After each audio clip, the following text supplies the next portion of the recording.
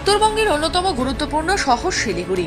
শিলিগুড়ি থেকে কলকাতা বিভিন্ন কারণে প্রতিদিন প্রচুর মানুষের যাতায়াত, অথচ শিলিগুড়ি থেকে কলকাতা যাওয়ার জন্য রাত্রিকালীন কোনো ট্রেন পরিষেবা নেই। সর্বশেষ ট্রেন রাত্রি 8:40-এ পদাতিক এক্সপ্রেস ছেড়ে চলে যায় এনজেপি স্টেশন।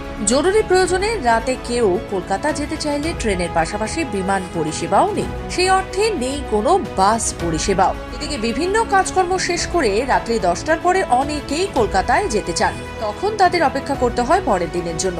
এদিকে এনজেপি স্টেশনকে নতুন রূপে সাজিয়ে তোলার তোড়জোড়ও শুরু হয়ে গিয়েছে।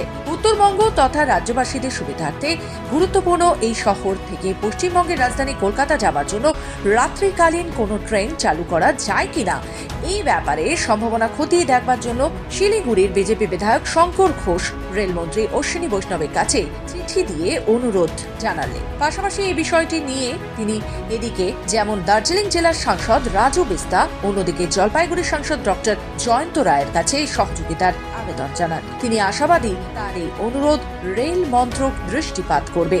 উত্তরবঙ্গের অন্যতম গুরুত্বপূর্ণ শহর শিলিগুড়ি রাত্রিকালীন অবস্থায় পশ্চিমবঙ্গের রাজধানী থেকে কলকাতা থেকে পারতপক্ষে সেটা বিচ্ছিন্ন হয়ে যায়। তার কারণ আমাদের বাস, প্লেন বা ট্রেন এই সার্ভিসগুলো শিলিগুড়ি থেকে কলকাতা অবধি রাত্রে 8:40-এর পরে সেই অর্থে থাকে না বললেই চলে।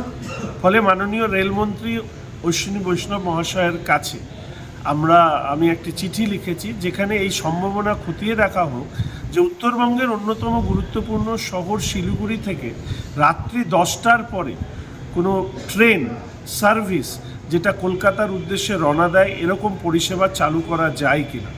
তাহলে উত্তরবঙ্গের সমস্ত শহরগুলি নিশ্চিতভাবে উপকৃত হবে এবং রাত্রিকালীন যে যোগাযোগ বিচ্ছিন্নতা পশ্চিমবঙ্গের রাজধানী কলকাতা থেকে সেটাও মিটবে। এই ব্যাপারে আমি মাননীয় সাংসদ রাজু বিস্তা মহাশয় এবং মাননীয় সাংসদ জয়ন্ত রায় মহাশয়ের সহযোগিতা প্রার্থনা করছি। আশা করি উত্তরবঙ্গের মানুষের চাহিদা পূর্ণ করবার ক্ষেত্রে রেল মন্ত্রক এবং মাননীয় প্রধানমন্ত্রী এই ব্যাপারে দৃষ্টিপাত করবেন। শিলিগুড়ি থেকে কৃষ্ণা দাসের রিপোর্ট, খবর বাংলা।